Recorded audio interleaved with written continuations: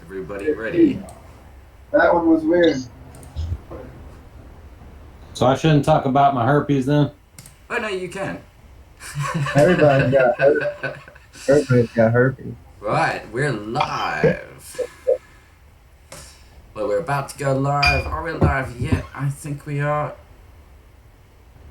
And welcome to another edition of the Operation Grow Show, your weekly show on the BadgersDank at the moment. BadgersDank, Jamaican Bobsled. So, the usual setup. Let's have a quick round, see how everybody's doing. We'll start at the top of the list here, which is Underground Organic. How are you doing, sir?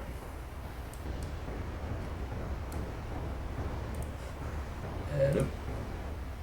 Does he realize he's muted? Very nice. He's muted. Underground? Alright, well, we'll come back to you in a second. So, Tanasi, how are you doing, sir? Life's good, man. Everything's happening. Doing well. Plants are looking good in the bud room. Can't complain. Good stuff. Keep it short and simple, guys. I'm ready for a dab. I don't know about you guys. We've been sitting here for a while. BSing. There we go. For you, a while would be, what, 2-3 minutes, dude? Stony. Oh, there's an underground. Come at me now. What's happening, bro? Okay, buddy, I'm back. Okay. Everything's pretty good. No problem so far. Everything's going good, coasting. That's the smallest plant in my garden, though. But other than that, yeah, she's rocking out. Oh, nice. And then you also have everything been successful since your move? Yes, everything has been successful since the move. Back up and running. All the ladies are back happy. Fantastic. And Stony Scholars, how are you doing, sir?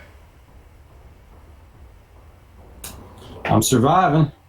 Trimming up a little medicine here. But, yeah, the girls have been doing pretty good. And, keeping me busy as usual. The dulcet tones of scissors sure we'll slipping in the background. Yep. You hear that, just ignore it. A number of people salivating, I'm sure. And Mystic, good morning, good afternoon, good afternoon. Well, hello. How are you? How's everybody doing today? I just get ready to have a hit off this pipe. I am completely out of dabs, so I'm smoking on flower, and I'm using my freeze pipe today. Everything's going good. Everything's looking great. Flowering, they're stacking up really nicely in flower. Everything's looking really good. Excellent. And we do have a guest on the show today, Bear Grown. Good afternoon, sir. How are you doing? I'm doing great. Thanks for having me on, and I'm enjoying some Ken 4 right now. And very nice. Have a lot of people pretty jealous about that. And then moving on to Dr. Wiggler. How we doing? Big wiggle to everybody. It's been a pretty good week. Been busy getting ready for the fair. Got the fair coming up. That's a big deal for us too, farmers. Got some kids showing some cattle. We're hoping to get some trophies. Having a hard time hearing that.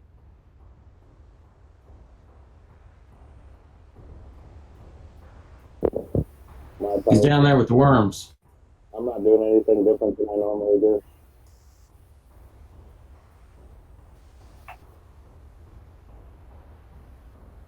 See what I can do in the post edit there.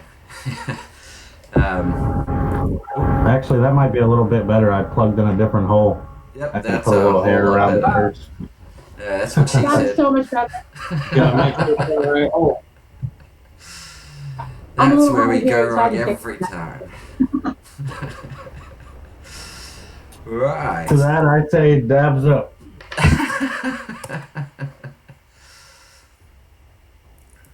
Great. So, to dive in there, we had a question that came through from one of the followers.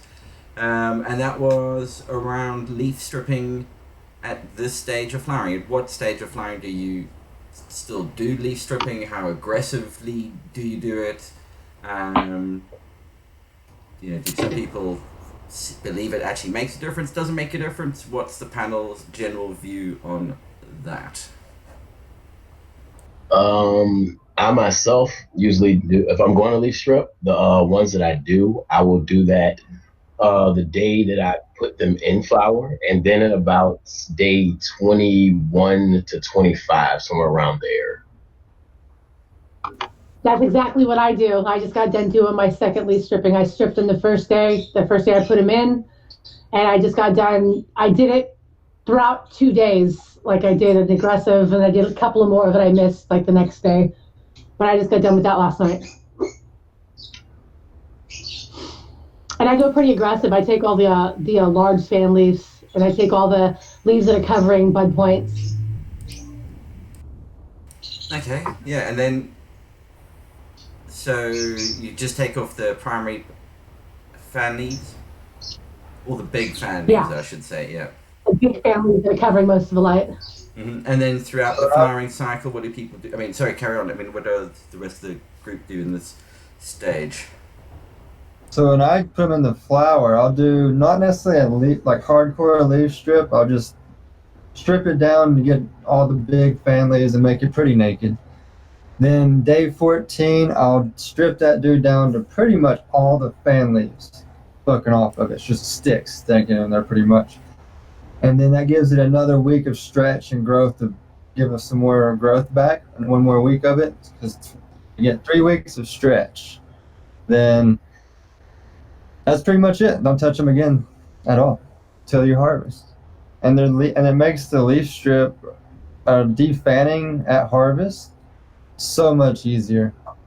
Because whatever leaves have grown back, because after you do that massive leaf strip at day 14, in 10 days, you're not going to be able to tell that they were sticks 10 days ago. The leaves are going to grow back, it'll be lush and green. And then that's just enough leaf for them to have the satellite panels for them to grow. There's not enough of excess leaves to like block other buds and stuff. I love it. It makes for bigger buds. I test to it. I've tried different ways, and the biggest buds are going to come with lollipopping and leaf stripping. I take a lower stress approach to leaf stripping. I just kind of leaf strip as needed throughout all the way up to about day 21, and they should be all stripped up to where you want them by then, and let them go from there unless there's a particular need to take a leaf off. Yeah, because I've heard some people say that they'll strip the leaves, all the ones that have if they've got purpling appearing on the stalk, best way of describing it, that they would then look to strip those leaves off. But what I've been hearing a lot more is there seems to be a lot more cultivars coming out where that's almost a phenotypic expression, and you'll just end up stripping all the leaves off. I know Tanasi has a certain passion for plants where there's purpling. Yes. I take off what's, not actively produced, going through photosynthesis. They're your solar panels. If they're not getting the light penetration to them, that's when they get stripped off.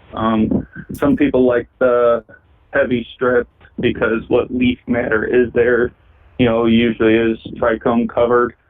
But you can also trigger your plants into hermaphroditing if they're, a little unstable. I mean, if you know the genetics and you've tested it and you know it does well with that method, then yeah, you should, do what's well, because you're going after that phenotypical expression, which is your environment and what you're doing to it.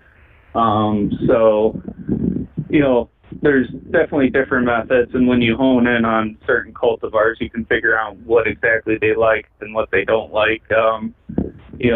the Crippy doesn't like a whole lot of leaf stripping, but she does like a little. And like my Malawi, there's no difference between a leaf strip and a non-leaf strip. And she pretty much, there's such a good caxel to leaf ratio that there's really no benefit into stripping her. Yeah, and there would be a question, have you discovered that across the whole panel, there's certain, you've noticed that, for instance, sativa dominant strains either show little to no difference whether you do it, whereas the more indica dominant strains, maybe they do, just out of interest. I mean, there you're mentioning that, for instance, the Malawi doesn't really show anything, it's not that noticeable, the difference, and that's a very strong sativa, or pure sativa strain. Right. I test a lot of hybrids, so when I do the leaf strip, it's kind of part of my testing as well. I want to see if it hermies up or shoots bananas or anything like that. That's kind of can it handle the aggressive high stress? Right. And you're trying to find the genotypes that have the phenotypical expression that works in that method that you like to perform. So anything that doesn't meet that standard of how you run gets chucked, and that's, good practice to have. You've got a certain method that this is what I do every single time, and so the genetics coming in there, you definitely have to play ball in that scheme of plant training and defoliation. Now, do you see a large amount of the hybrids having, bananas or? No, it's a rare thing. I don't see too many of them get stressed out from this hardcore leaf stripping. The ones I have seen, it seems to be from overusing CalMag and recharge all the way through with super, super hot, super. Right. That would make sense. Right, because I have to, you got to back off the throttle sometime. No, exactly. Sometimes less is more. Yep. Yeah, that old remedy is. No, I've seen plants that won't produce. Go ahead, Dr. Wiggler. Or Underground. Somebody's talking. Oh, I was saying, I've seen plants where if you do a heavy leaf strip on some of I was just going to say that his won't produce. His they won't throw a decent sized bud. All right, Underground, start over. I want to hear what you said. Okay, on Mountain Organics, Blue Lotus, right? If you do a heavy leaf strip, that one will give you a bunch of popcorn nugs. But if you time it correctly, you can get gigantic colas. But if you can't do it heavy, I really think that's phenotypical. It depends on the cultivar.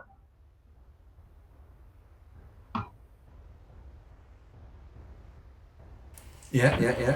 It has a lot to do with the cultivars. But also, when you get into running some sea green methods, you have to defoliate or you'll get yourself a whole mess of problems. Just because plant spacing's so tight and you can't have, a lot of overlap. It'll hold a lot of moisture in the canopy. So, just out of necessity, depending on the style of grow you're doing, if you have plenty of space and your plants are spaced out where there's not going to touch, you may not see a whole lot of effect except for just pulling them off. If you do that, you can just let them be more natural. Obviously, I would take the ones that aren't going to be producing for you off at the bottoms, and the ones that are heavily shaded. But beyond that, I would leave everything else.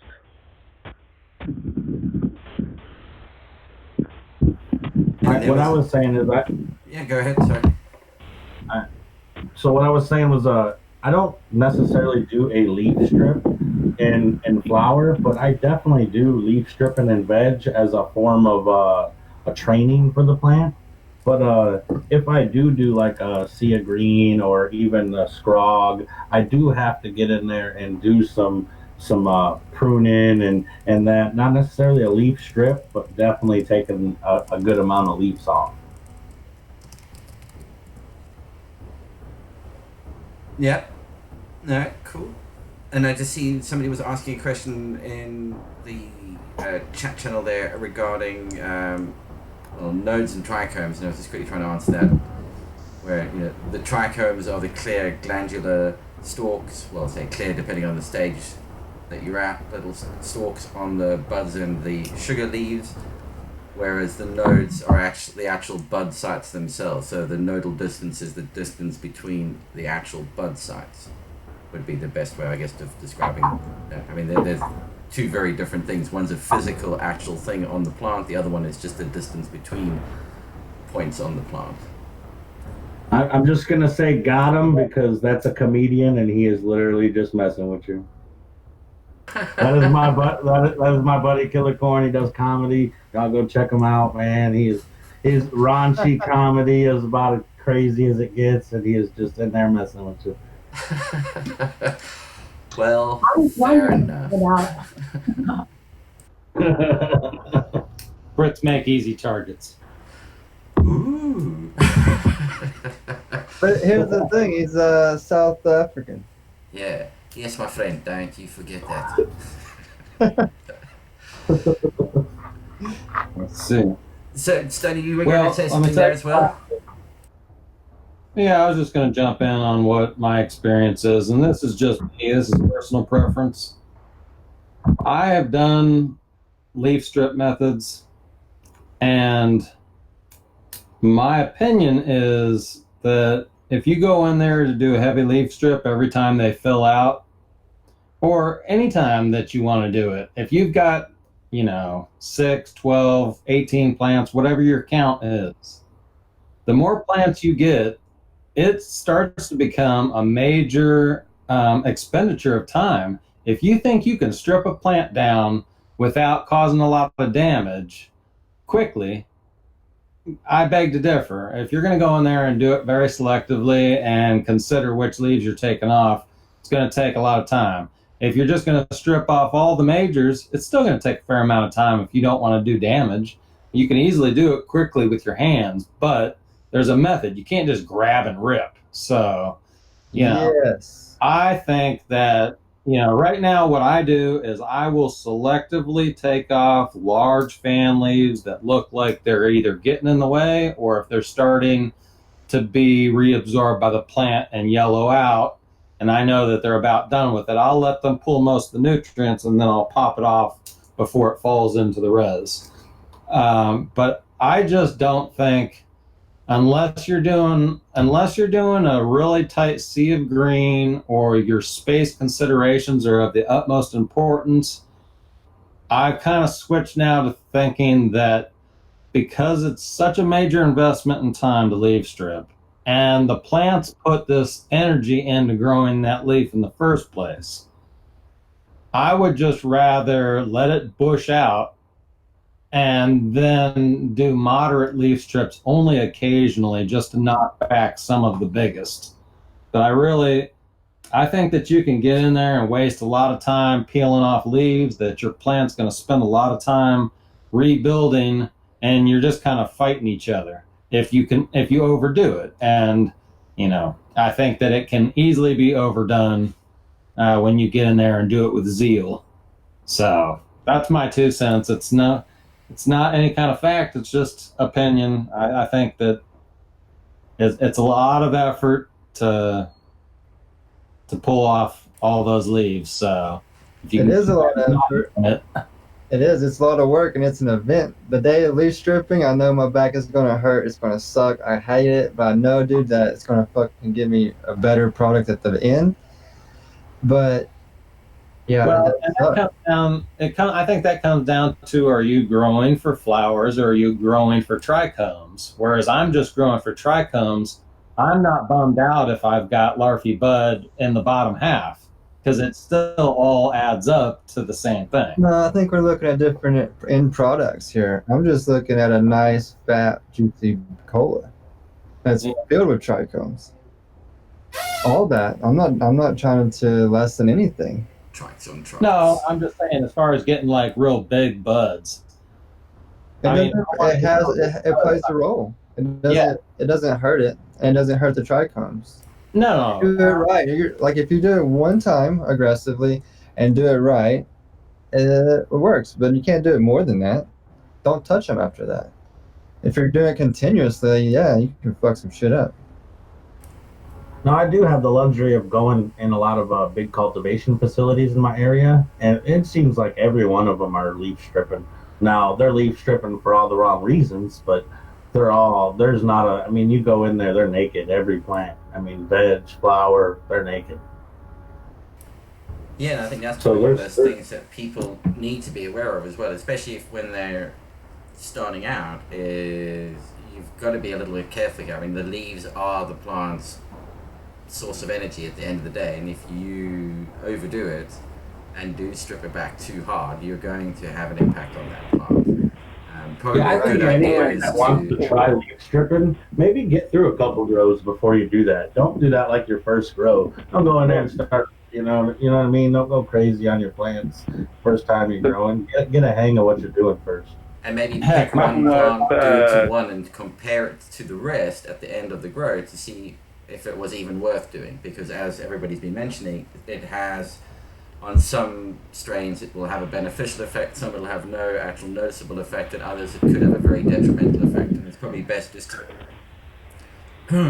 try it on one that you can compare to the rest to see if it actually made a difference. Well, most new growers are like I was.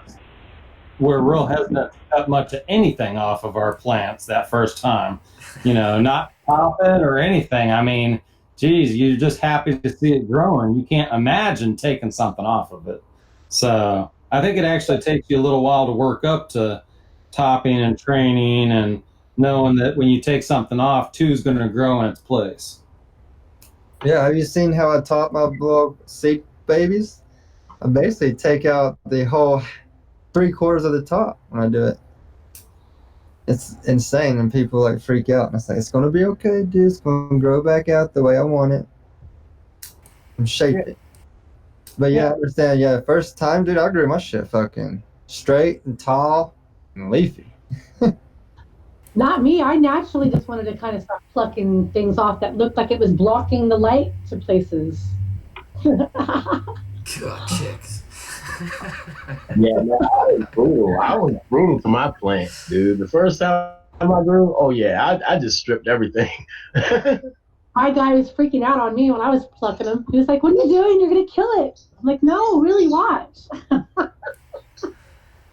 Yeah, I mean, a lot can be taken from the general horticulture books. Look at gardeners, look at the different times of the year when they're, pruning plants to get the results that you're looking for, to either increase growth or slow it down. I mean, you can do different things with the plant by pruning it and trimming it and doing that at different stages of growth. So, yeah. Jerry Tenassi, you were saying. Yeah.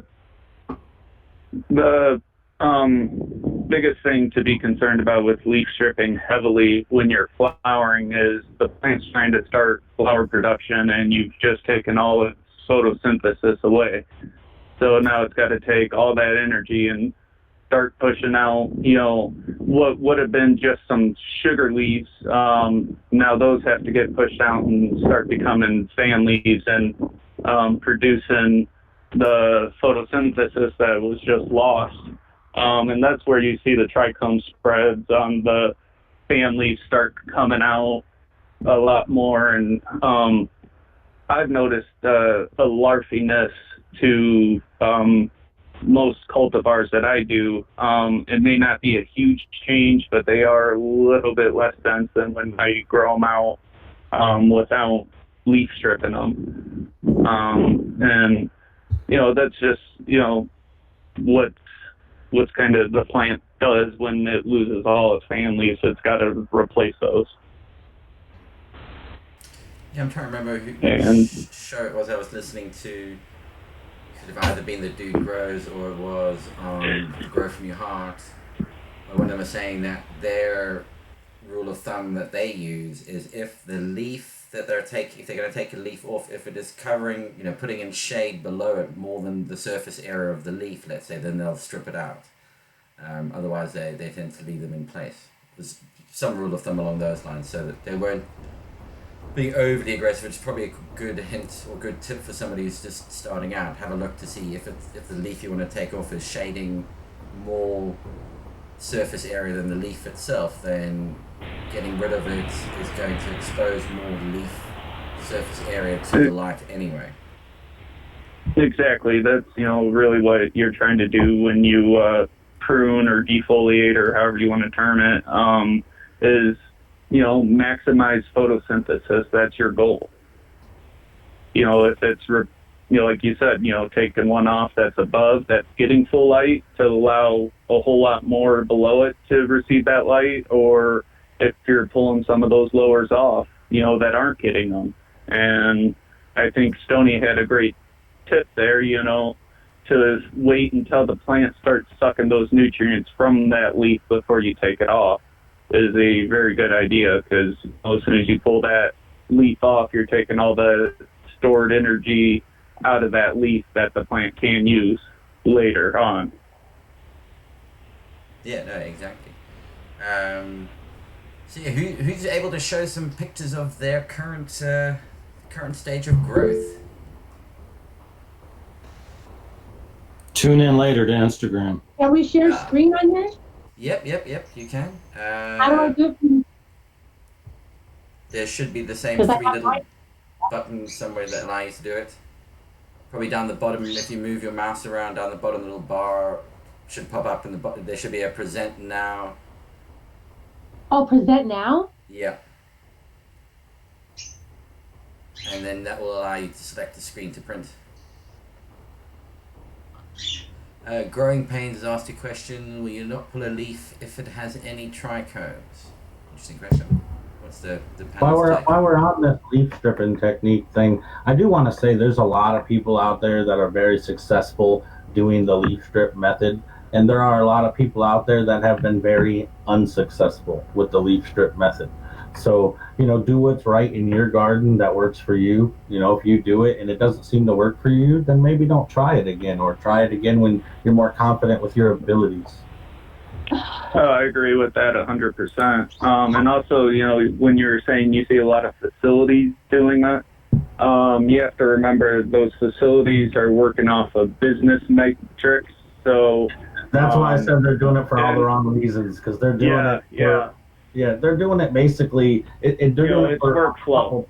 A couple points. Yeah, not only workflow, but humidity. When you tear every leaf off of the plant in your room, you have to run your humidifiers or your dehumidifiers, half amount, or your air conditioning runs a little less. And that's really why these big facilities are doing this, is to keep down on kind of thing. So they're not necessarily worried about plant health. They're more worried about the overall dollar. Cost per gram. Yes, Yeah. sir. I think that was working. Is it working? Yeah, you're presenting. So if you go back to your, that's it. There it is. Okay, I wasn't sure. There it is. I wasn't sure. Okay, so I got some pictures in here. That's the Jamaican Bobsled on day 16. Most of them in here are videos. That's click on your most recent video, because that shit was looking stupid good. in here. Wow. Oops. Jealous. Those are looking very impressive. You got some really nice dense foliage. Wow. It's all being used on my iPhone XS. Mine are not that big. They're like knee high. Oh, mine are freaking like. Oh my! I didn't measure them yesterday. I'll measure them tonight and I'll post it on Instagram with some more photos. Man, But we she's got do a video with some of my plants. It's nicely tight stacked. Not too bad. My plant is 18 inches tall. What are you guys doing? Mine are monsters. They're like I mystery. know. Mine are huge. Mine are like freaking like you can see in this picture right here in the bottom, this one right here, like how tall they are already. I got to get a picture of me standing next to them. My Jack Herreras that I have in the background, oh my God, my Jacks are freaking humongous back there. I'm I doing really a think Jack. there's 3 or 4 people that are really just got monsters. Because Johnny Pulowski, I think he restarted his seedlings, and his are freaking huge as well. Yeah. Well, at the end of this, I would like to compare results to lighting conditions because I really think that lighting's got a lot to do with it. I don't want to compare nothing but that bud. Let's all get together and like share or something somehow. Yeah, I agree. We'll have to come over for the grand finale.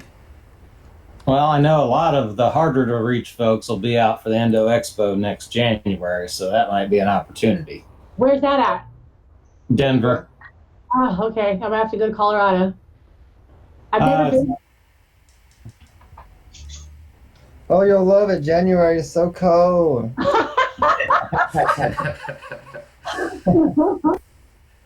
It's fresh, is what you mean. It's crisp as fuck. Let me tell you. Fresh and crispy. Yeah. All right, we'll do some skiing while we're out there. Right? I'm trying to do something with the DGC because we use the parking lot thing. Maybe we can have grills out there, kind of like have like a football tailgating party. I think we need to do high skiing. The fuck is high ski? We're not going. You going to the top of the mountain? Yeah, you get high and you go skiing. Oh, I'll do that. Shit. You can do high snowboarding. I'm trying to see myself. I'll take you to a point. You got all your gear? I'll have it when I come out. All right, there you go. Watch out for low cloud. That's another thing. So the honey badger is perfect for the mountain. Let me tell you, your torch ain't gonna fucking work on a windy day. No. On that, I just do pre-rolls on the ski lift. Yeah. Let's you use a torch while you're going down the Black Diamond slope on your snowboard. Another advert for the honey badger.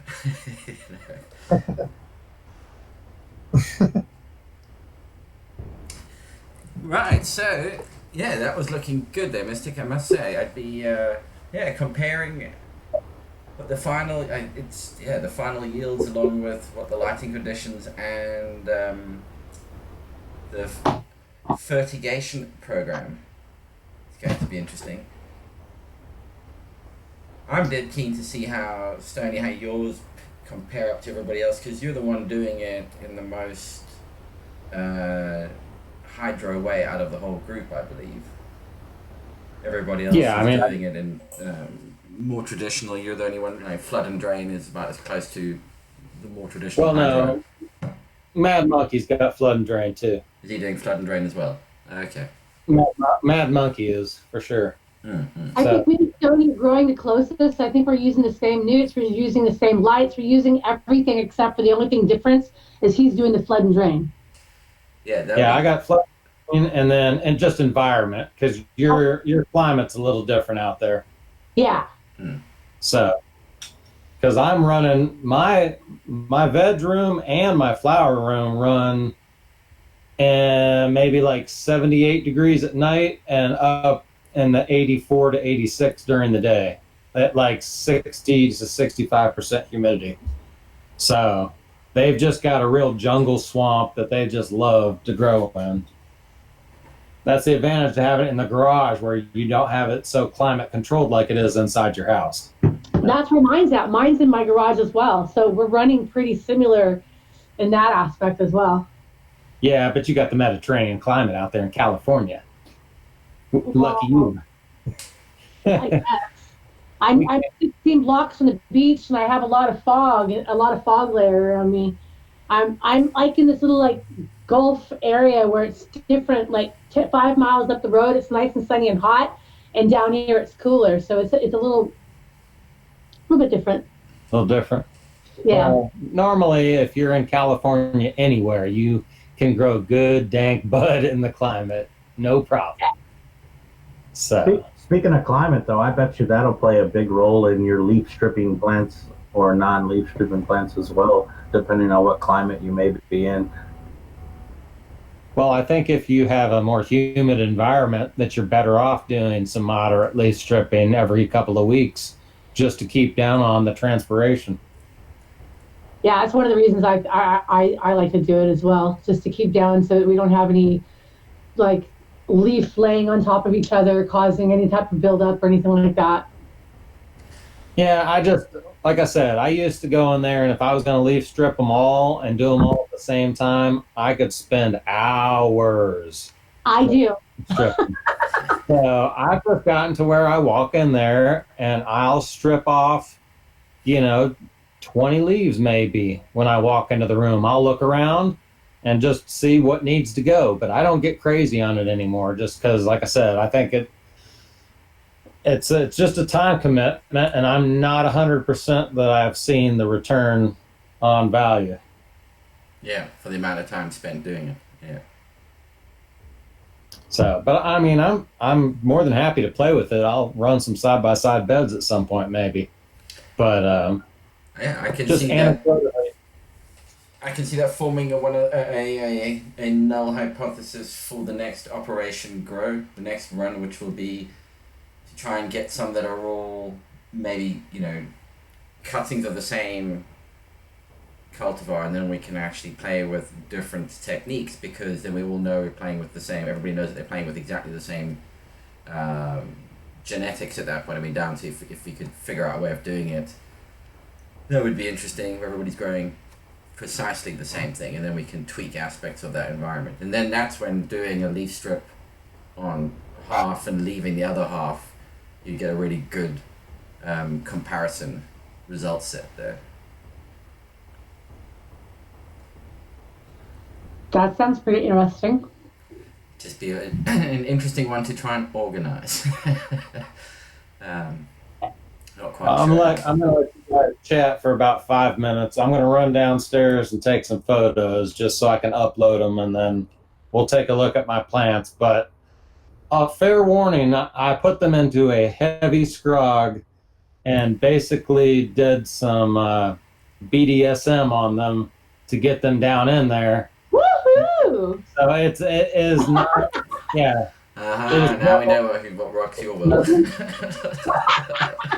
I'm just saying, this is not going to be low stress training technique. I'm basically, I guess, going to be the person that sees if you can stress them out by just cracking them, snapping them, bending them over, and doing whatever, because I'm running out of headspace. So I'll go down and snap some pictures. You guys chat amongst yourselves, and we'll take a look at it.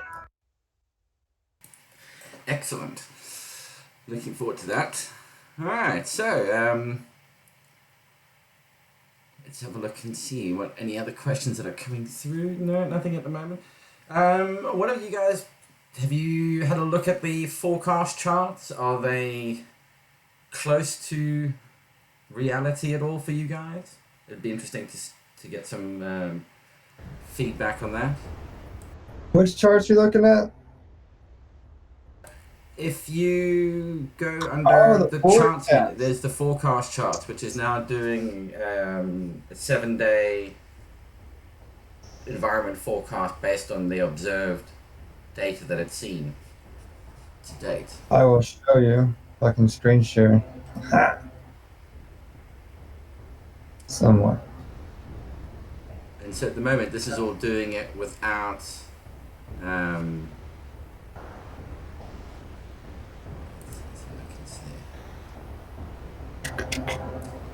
it's not doing too badly. Where is, okay, I'm trying to understand it here. Let's see, the blue. So what you've got is That's that's what was actually observed. That's what it predicted it where it would lie. We'll go down there, we'll do it one at a time. Look at it. Yeah, so Okay. that's your humidity. And you can see it's Yep. not doing too badly on the prediction. I mean, what's it out by? When it first started, there was quite a drop there on, what's that, the 11th of August? Is that where it started? 13th or something like that. But yeah, it's not Right here. tracking too badly. You're looking at this part, yeah. It's looking pretty good to me, actually. Yeah, 60s is hard. It stays pretty constant in 60s for the forecast. It's kind of hard to keep constant 60s in Colorado. I'm pretty impressed with what I'd like to do that. with it next, what I would like to have it do is include your local weather conditions and a local weather forecast. It'd be amazing. It's amazing just how much more accurate it suddenly gets when it knows that extra piece of information, because what's going on outside does actually impact what's happening in that space. What's it? That's the ambient temperature. Yeah. So that's not Pretty too bad. decent. What's it? Yeah, it's like Few a 4. degrees. It looks a little bigger than what it's only like a 5-degree difference actually. Yeah, it looks bigger because it's just reduced that band to make it more visible. And the probe. Yeah, they're all pretty much the same. And what's interesting now is you can see with more and more data, and if I extend how much historical data it's looking at, you can see if you're actually following the prediction, and if the prediction's heading downwards, in a certain direction, you can now either make sure that you don't follow it, so you can steer away from it, or it is something you want to stick to. You can suddenly see if you are veering away from the prediction. You go, well, what on earth's happening there? Why is it suddenly not doing what was expected to happen? Right. And we've Nice. just started working on our, got the CO2 sensor running now. So we will be releasing that very soon. And I Talking about the CO2? Or Yeah. are you talking about the moisture temp or the Both. moisture monitor? Both of them. We got the CO2 and the moisture sensors due for release imminently. The CO2 one probably maybe a little bit before the moisture one, just because it requires less change to existing kit. It'll actually fit with everything we've done so far. The way the moisture sensors work means we need to do some additional modifications, which will just delay it by a couple of months. But yeah, no, the CO2 should be coming out very, very shortly.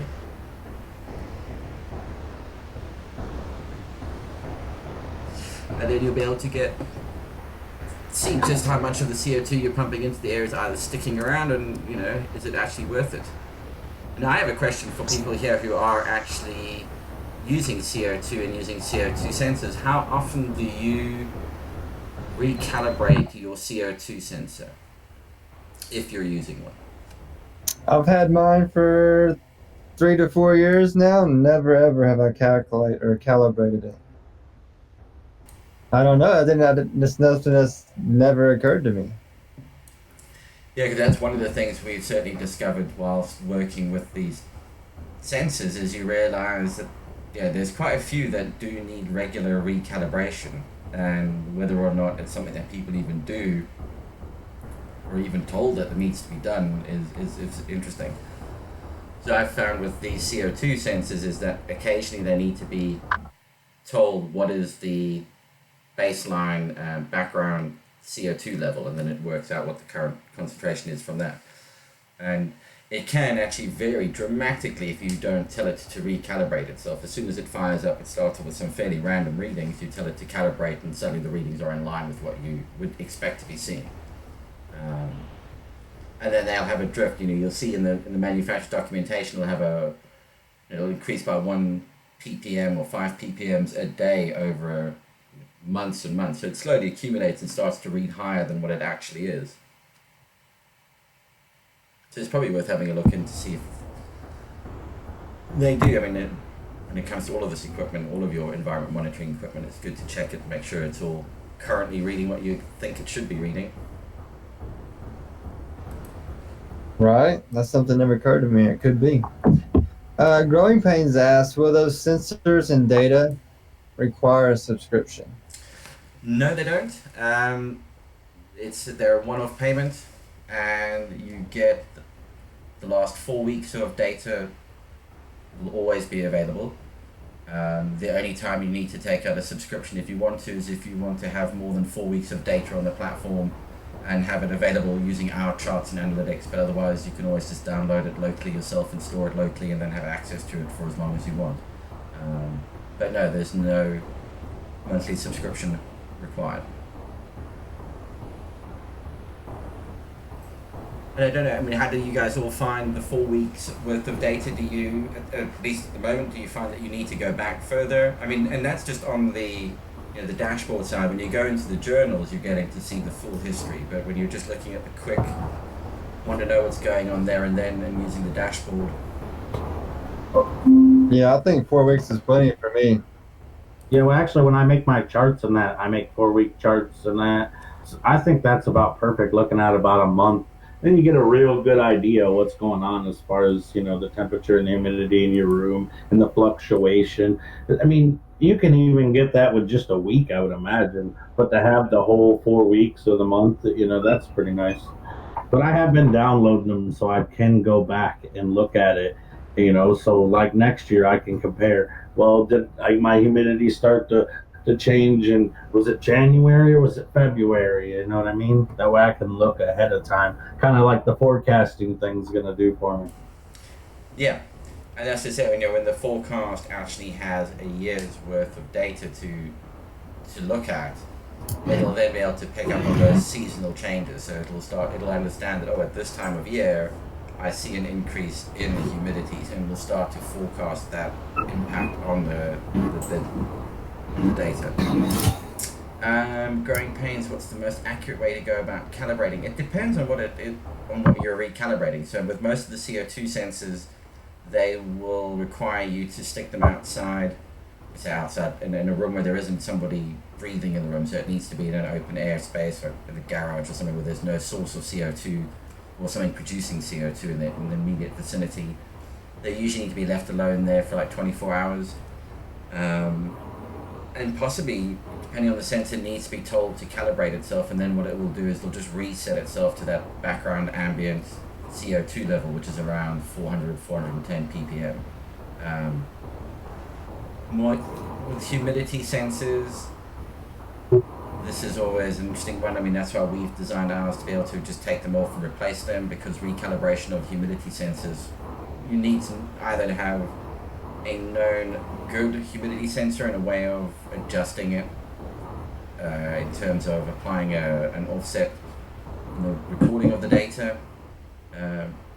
Some of them come with an auto recalibration as well. Again, they usually involve a number of steps, drying them out, putting them in a known concentration, humidity level, things like that, to get the sensors to correct themselves. But ideally, use a platform where the sensors are cheap enough that you can just replace them if they go faulty.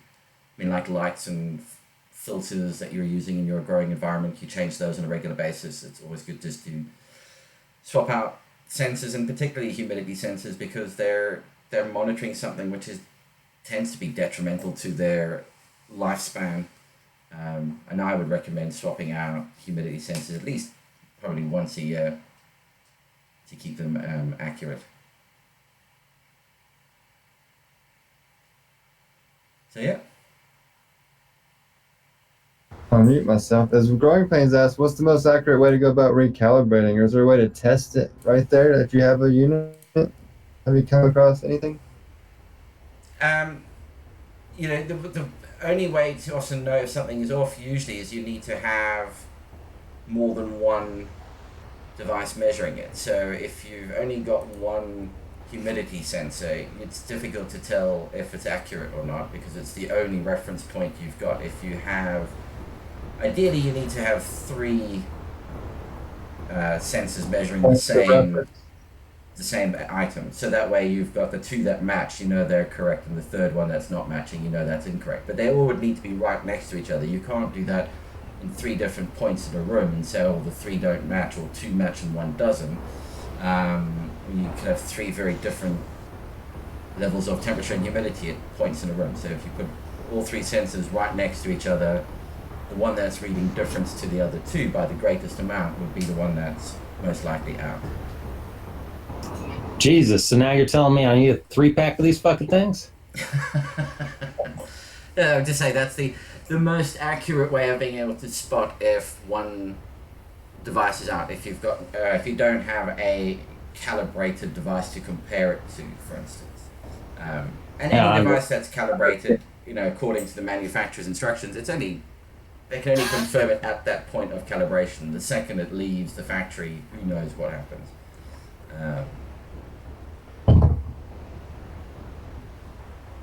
So yeah, if you want to know if one of your monitors is out of whack, you actually need to have 3. It's the best way of doing it, growing pains.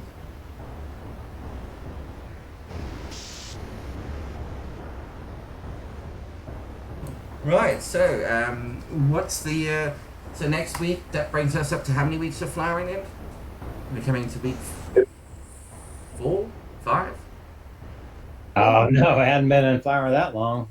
I'm thinking 2, maybe 3 at most. I just toss them in there. I let the trichomes tell me.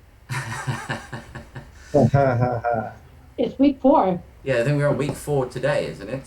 This is week 4 at the moment. Next week we'll be going into week 5. Because I know we missed the 1 week. We're starting week 4, or no?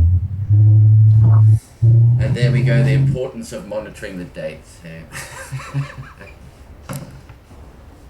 But a good point about listening to the plant. The minder's keeping track, so I don't really. I'd have to sit down and think about it. Oh, there we go. Yeah. Over here is day 24 in flower. I'm looking at it on the calendar. And yeah, so that's close to 3 weeks. That's close to 3 weeks. I was thinking. I mean, don't get me wrong. I'm excited to get to 9-10 weeks.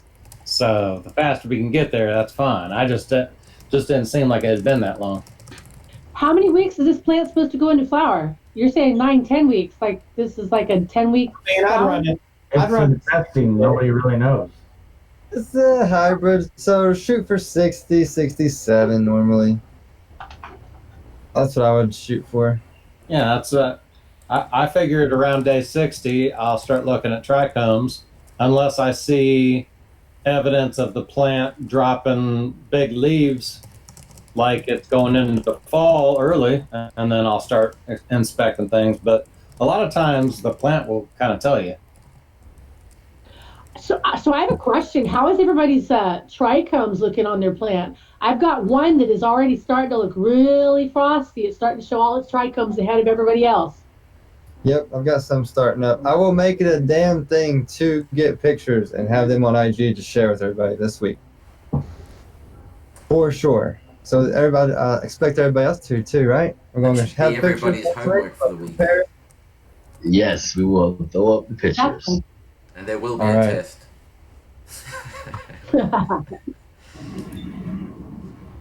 It will go down on a permanent record. I got the July 22nd on my calendar for when we flipped. Yeah, around as our audience has pointed out, I'm glad someone is paying attention. Around 20th of July was when it happened. So yeah, coming up to almost 4 weeks now. Yeah. I say that the growth is impressive. Going out to the full 90 days would be, be interesting to see how that's going to mean. Mystic, you're going to run out of space. Yeah, I'm really running out of space. And here's Stoney's BDSM pictures.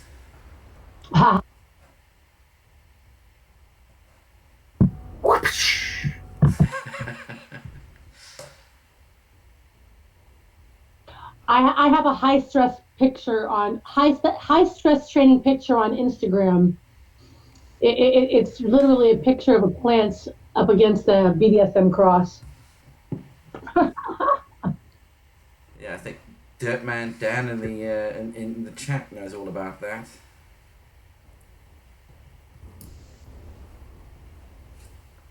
That's looking good there, Stoney. Very nice indeed. Yeah, it gives you an idea. That scrog is about 8 inches taller than I would like to have it. I mean, I've got a good 30 inches up to that. And so now I'm just bending them down. You can kind of see that one stem is folded way over. So it could easily be another 1.5 feet taller. But I'm just cramming them in there. They're going to fill out that whole thing before it's done. Yeah. Sorry, I was talking to showing the pictures off. Oh, it's all good. I already pulled. Yeah, no, that's looking impressive. And that's a fixed hardwire trellis that you're using there, isn't it? It's not a... Well, I just put it in there. It's easily adjustable. I just have a 2x3 screwed to the wall that makes one fixed point, and then I'll wire it up with a ratchet rope on the other end, so I can raise and lower it on one side. So I can kind of raise it up, put all the plants underneath, and then lower that grid down on top of it. And then I just use this green Velcro stuff that's made for plant tying down. It's like Home Depot or Lowe's, wherever. But yeah, I just cut strips off of that, and I'll actually tie it to the grid. And then that way it keeps it off of the metal, and it also holds the plant right where I want it. Okay, yeah, cool. Because those things, I mean, the problem that I have seen with those is, yeah, getting them in place and then moving the stuff around. You've got to be pretty confident that you're not going to want to move any of the pots once you've started with a trellis. Yeah. Oh yeah, I mean, I definitely only have females tied down in there. Yeah. If you don't know for sure that they're female, don't throw a bunch of plants under there and sex them underneath a trellis system like that. Once you start getting them all tied in, it's a nightmare. I just cut them out when it's harvest time. Talking about tying up women and shit. No, but I mean, if you know channel. for sure that you have clones or if you have feminized seed, I think that you can get your plant. You can kind of get the fullest out of it, just because you can spread it evenly and let all that light in by bending those branches open so that they get more light. And so, yeah, I think that's how I try to get a lot of light to my plant, is just opening it up in a net like that. Yeah. Excellent. Right. Well, for anybody who's watching who's on the UK, if you are going to the Autopop Summer Social this weekend, which is a typical British festival, looks like it's going to be rather damp. It's going to be very wet, actually, especially tomorrow when we're all setting up. But P&L Grow Systems will be there. Pop along, see us. If you're going, you're going. If you're not, you're not. Can't really say much more than that on that front. Otherwise, for everybody else on Instagram, what are your accounts so that the general public can follow your progress on this grow while we sign off? Let's start with Stony. If you don't mind giving out your Instagram details, that is. So what now? I was saying, if you wanted to let people know what your Instagram was so that they can follow you and it's keep track of your grow progress. same thing. It's just Stony Scholar, at Stony Scholar. Excellent. And Tanasi, you're at Tanasi Gardens, was it? Yep, Tanasi Gardens. I'll have some photos of these Jamaicans up this week, yo. Check out some frosty early production. I'm gonna be Dr. Wiggler on IG, but for my cannabis on YouTube, you're gonna want to check out Doc Grower. He's in the chat there. And I'm Split personality. NYFTIC_grower on Instagram. I also dropped it over there in the chat. Excellent. And Underground? Underground Organics Farm. On IG. And Bear Grown, and what's your... I'm at Bear Grown on Instagram and official Land and Air Genetics on Instagram for the company page. That's official land and air genetics. It's good to have you on the show, Bear Grown. How you been, man? Good, good. You got anything cool going on over there? Been busy getting ready to relocate to Oklahoma and doing hopefully picking up some consultant work and stuff down there for different grow ops that are going on and starting up and having some issues in their startup process. So that's the newest and coolest with what we got going on. I'm in week 7 of a pretty good seed production run. I'm didn't go as planned, but they never do. But I'm really, really excited about what we've got coming out. Few of the moms, we've got some Jamaican Hash Plant, some Afghanis, courtesy of Dr. Wiggler there, and I've got some Malawi and a few cuts tossed in there. So I'm excited. I'm excited for that, man. I'm excited for you guys to be moving on to bigger and better things, though. Getting out there in Oklahoma and doing your guys' own thing. That's pretty cool to hear, man. Yep. Some exciting stuff happening. So that'd be good fun. All right, everyone. Well, that brings us to the end of the show. So thanks for joining in. Thanks for everybody for following online. We'll be back next week with more photos, which everybody's going to be taking this week. Follow everybody on Instagram. And if you missed the photos during the week, they'll be on the show next week. So have a good one, everybody. Catch you later. See you next week. All right, have a good night.